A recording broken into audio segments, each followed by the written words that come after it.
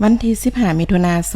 2026ท่านพลโทคำกิ่งผุยหลามณีวงศ์กรรมการส่วนกลางพรรคเลขาพรรคแขวงประธานสภาประชาชนแขวงพร้อมด้วยคณะออกต้อนรับท่านพลโท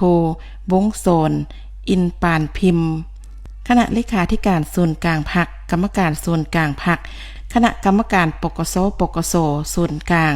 ห้องรัฐมนตรีกระทรวงป้องกันประเทศหัวหน้ากรมใหญ่การเมืองกองทัพพร้อมด้วยคณะอยู่ที่สนามบินแขวงด้วยความอบอุ่นมาในวันเดียวกันอยู่ที่สโมสรแขวงยังได้จัดพิธีประกาศการจัดตั้งประธานรองประธานผู้ประจำการและกรรมการคณะกรรมการป้องกันศาสตร์ป้องกันความสงบแขวงหลวงน้ำทา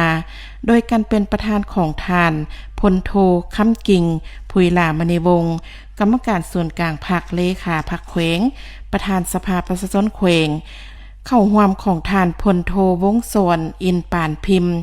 คณะเลขาธิการส่วนกลางพรรคกรรมการส่วนกลางพรรคคณะกรรมการปกสปกสส่วนกลางห้องรัฐมนตรีกระทรวงป้องกันประเทศหัวหน้ากรมใหญ่การเมืองกองทัพมีบรรดาคณะประจำพรรคแขวงกรรมการพรรคแขวงหัวหน้าห้องหัวหน้าแผนกการอ้อมข้างแขวงเลขาพรรคเมืองหาเมืองส่งกำลังปกสปกสเข้าร่วมท่านพลจัตวาห่มพันธ์เกี่ยววังลาดคณะประจำพรรคแขวงหัวหน้าการเมืองกองบัญชาการทหารแขวงได้รายงานเบียกงานของปกสปกสระยะ6เดือนและทิศทางแผนการ6เดือนท้ายปี2026ซึ่งแขวงหลวงน้ำทาตั้งอยู่ทิศตะวันตกเฉียงเหนือของสปป.ลาวมีเนื้อที่ 9,391 กิโลเมตรเขตผู้ดอยความ85ส่วนห้อยทิศเหนือติดกับสปป.จีน160กิโลเมตรทิศใต้ติดกับแขวงบ่อแก้ว100กิโลเมตรทิศตะวันออกติดกับแขวงอุดมไซ250กิโลเมตรและทิศตะวันตกติดกับประเทศเมียนมา159กิโลเมตรประกอบมี5เมือง17ชนเผ่า19ตาแซงมี350บ้าน41,641 ครัวเรือน47,379 ครอบครัวมีประชากรทั้งหมด215,128 คนหญิง 108,627 คนมี5ประตูด่านคือด่านสากล2ด่านด่านท้องถิ่น2ด่านด่านประเพณี1ด่านและมีเขตพิเศษ1เขตพิเศษผ่านมาได้ศึกษาอบรมการเมืองแนวคิดให้แก่พนักงานทหารตำรวจและพ่อแม่ประชาชนบรรดาเผ่าภายในแขวงได้เป็นอย่างดีในนี้ทั่วกำลังปกสปกสมีคณะพักหักฐานทั้งหมด20หักฐานพัก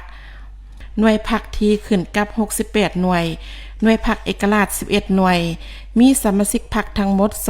2,296 สหายหญิง 1,103 สหาย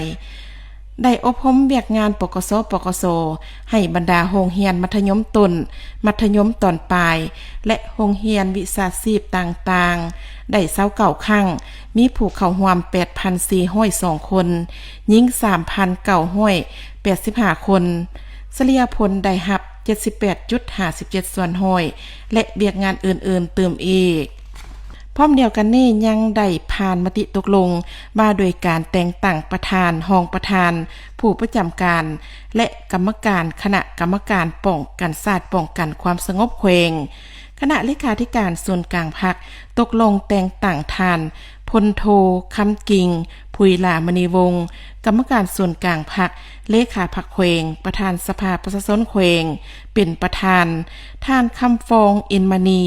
ประธานคณะกรรมการปกครองแขวงเป็นรองประธานท่านพลจัตวาห่มพันธ์เกี่ยววังลาดคณะประจำพรรคแขวงหัวหน้าการเมืองกองบัญชาการทหารแขวงเป็นรองประธานทั้งเป็นผู้ประจำการท่านพลจัตวาอินสมธรรมศิลป์คณะประจำพรรคแขวงหัวหน้ากองบัญชาการปกสแขวงเป็นรองประธานท่านอ้อนจันทร์คำภาวงศ์คณะประจำพรรคแขวงหัวหน้าคณะจัดตั้งแขวงเป็นกรรมการท่านพุ้นแก้วเล่าอินรองประธานคณะกรรมการปกครองแขวงเป็นกรรมการท่านพันเอกบุญมีไสประเสริฐ หัวหน้าการทหารกองบัญชาการทหารแขวงเป็นกรรมการ